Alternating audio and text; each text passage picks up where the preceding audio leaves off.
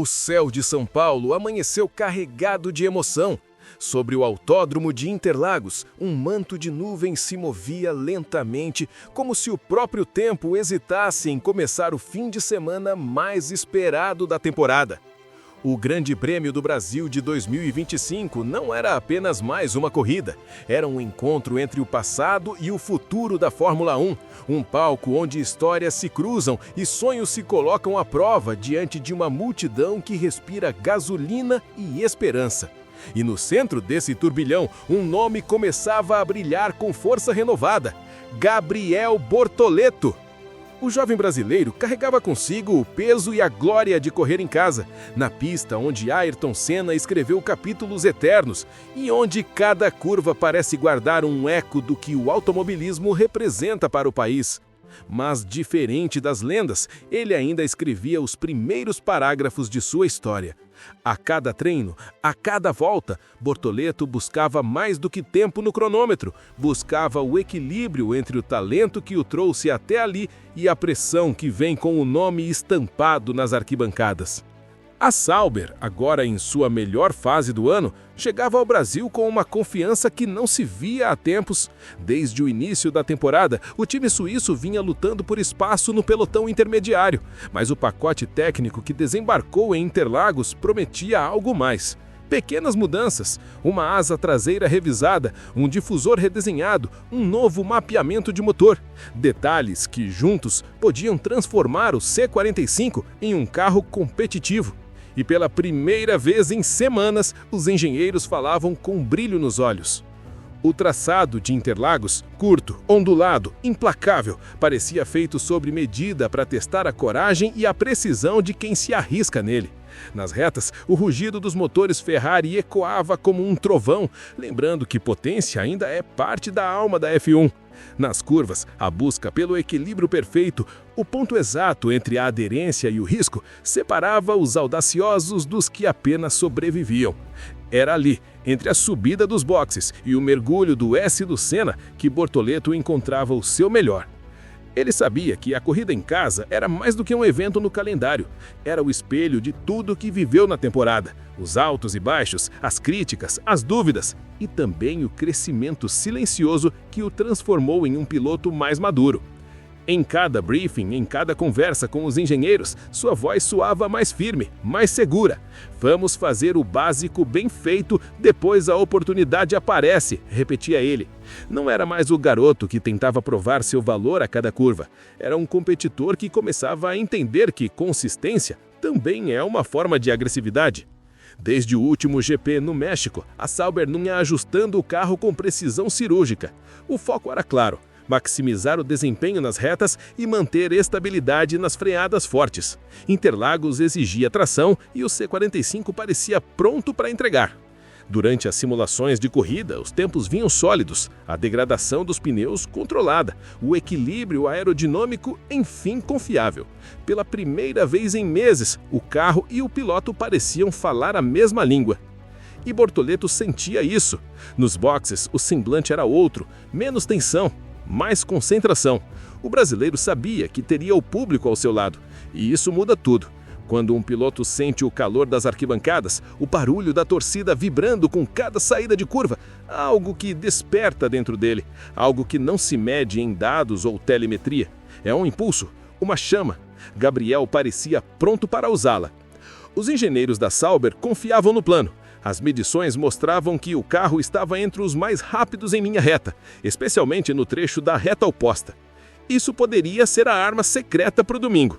A equipe havia ajustado o sistema híbrido para otimizar a entrega de energia elétrica nas zonas de DRS, garantindo potência extra nas tentativas de ultrapassagem. Era a Sauber pensando como equipe, grande, não apenas com coragem.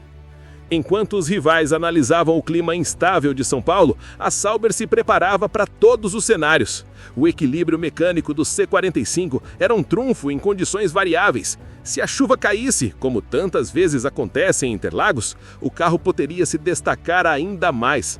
A tração sólida nas saídas e a sensibilidade de Bortoleto para ler o asfalto molhado poderiam transformar o improvável em possível. E em casa, diante da torcida, o improvável tem outro nome: destino. Nos bastidores, falava-se muito sobre o futuro, sobre a transição definitiva da Sauber para a Audi em 2026, sobre o que isso significava para os pilotos e especialmente para Gabriel. Mas naquele momento, nada disso importava. O foco era o presente. O Grande Prêmio do Brasil seria o palco para provar que o time não apenas evoluiu, mas que pode sonhar, que o garoto brasileiro, ainda sem pódios, já carrega a alma dos grandes. À medida que o sol começava a surgir entre as nuvens, iluminando a pista e refletindo nos capacetes, uma energia única tomava conta do autódromo. Era como se Interlagos respirasse junto com a multidão. Os gritos, os aplausos, o som dos motores, tudo se fundia em uma sinfonia que só o automobilismo pode criar. Bortoleto, dentro do carro, ajustava o volante, respirava fundo e olhava para a reta dos boxes. Ali, no lugar onde tantos brasileiros escreveram história, ele sabia que estava prestes a viver o fim de semana mais importante da sua vida. A Sauber não prometia milagres, mas prometia entrega. E Gabriel Bortoleto, com o capacete verde e amarelo refletindo o brilho das arquibancadas, parecia disposto a retribuir cada grito, cada bandeira tremelando. Ele não correria apenas por pontos, correria por pertencimento, por afirmação e provar a si mesmo que o sonho que começou nos karts ainda tem muito asfalto pela frente. O sábado amanheceu vibrante em Interlagos. O céu, ainda encoberto por nuvens que ameaçavam chuva, criava uma atmosfera de suspense, como se a própria natureza quisesse participar do espetáculo. As arquibancadas estavam tomadas de verde e amarelo, bandeiras tremulando, rostos pintados e vozes que ecoavam o nome de um jovem que começava a se tornar símbolo de esperança: Gabriel Bortoleto. A Sauber sabia que aquele dia poderia marcar um ponto de virada. Desde os treinos livres, o C45 vinha se mostrando equilibrado, rápido nas retas e estável no miolo técnico. Os engenheiros observavam atentamente cada volta, cada ajuste de asa, cada mudança no fluxo de ar. O carro reagia bem e Bortoleto parecia completamente sincronizado com a máquina. "Está no ponto", disse um dos engenheiros pelo rádio, a voz calma, mas com um tom de empolgação que raramente se ouve na F1. Na classificação, o brasileiro entrou na pista com foco absoluto.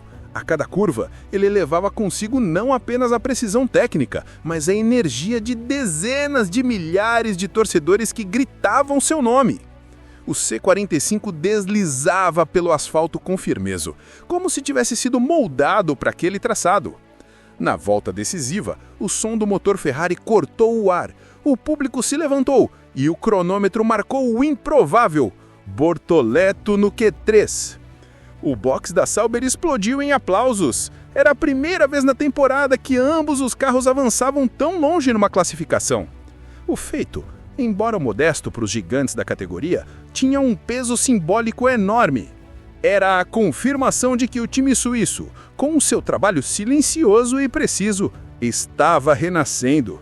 E o protagonista desse renascimento, naquele fim de semana, era brasileiro.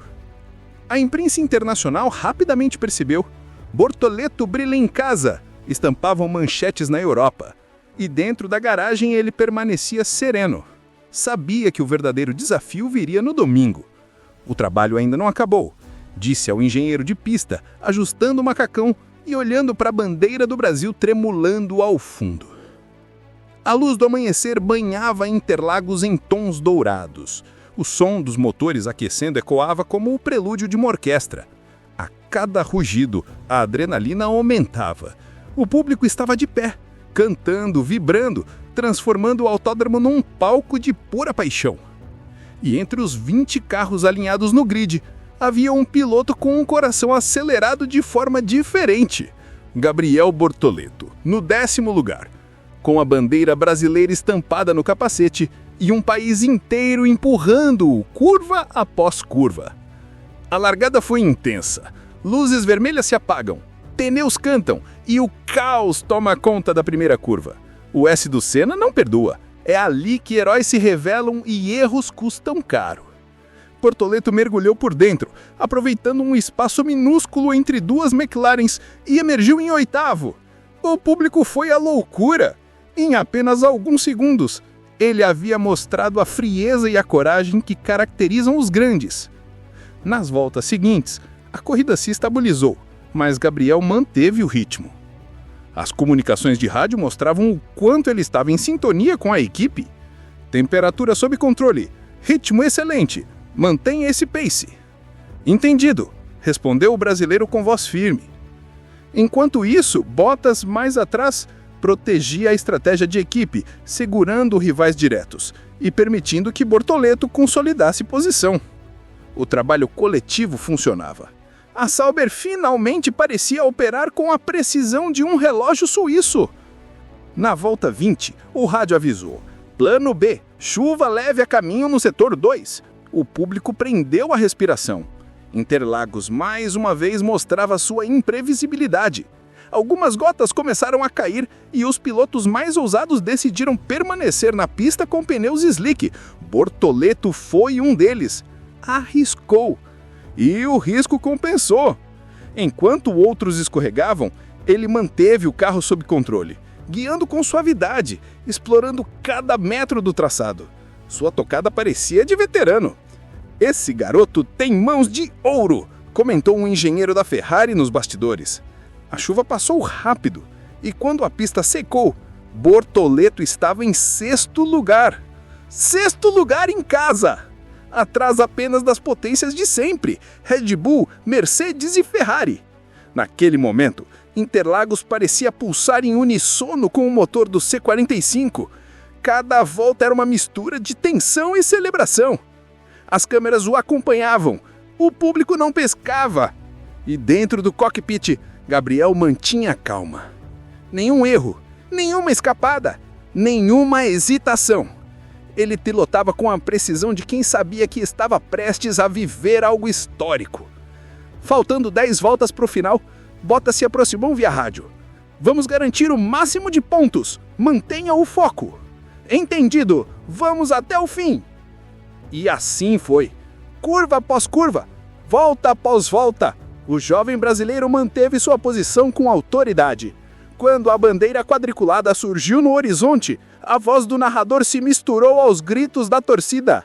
Gabriel Bortoleto cruza a linha em 6º lugar! Foi como se o autódromo inteiro explodisse em emoção. A equipe comemorava no pitwall, os engenheiros se abraçavam e nas arquibancadas lágrimas se misturavam com aplausos. Era mais do que um resultado. Era um início de uma nova era. No parque fechado, Bortoleto saiu do carro e olhou em volta. O público ainda o aplaudia. Ele ergueu o punho, sorriu e acenou para as arquibancadas. A imagem correu o mundo. Um jovem brasileiro, no meio do grid mais competitivo da história recente, havia feito algo grande. Não apenas pelos pontos, mas pela forma, pela entrega, pela emoção. Hoje foi especial, disse ele à imprensa ainda com o coração acelerado. A energia das arquibancadas me deu força. Essa corrida é para o Brasil. Na garagem, o chefe da Sauber resumiu o sentimento. Não é sobre milésimos de segundo, é sobre trabalho, evolução e acreditar. Gabriel foi perfeito. Hoje mostremos que estamos prontos para dar o próximo passo. E esse próximo passo já tem nome: Audi 2026. O fim de semana em Interlagos não foi apenas um resultado promissor, foi a prova de que a transição da Sauber para a nova era começa com base sólida, talento nacional e um espírito de equipe renovado. Enquanto o sol se punha sobre Interlagos, iluminando o asfalto ainda quente, Gabriel caminhou lentamente até o pit lane. Tocou a parede onde os torcedores ainda o chamavam. Fechou os olhos por um instante. Aquilo não era apenas o fim de uma corrida. Era o início de uma história. E no eco distante dos motores se calando, uma certeza permanecia. O Brasil voltava a sonhar com Fórmula 1. E o nome por trás desse sonho era Gabriel Bortoleto.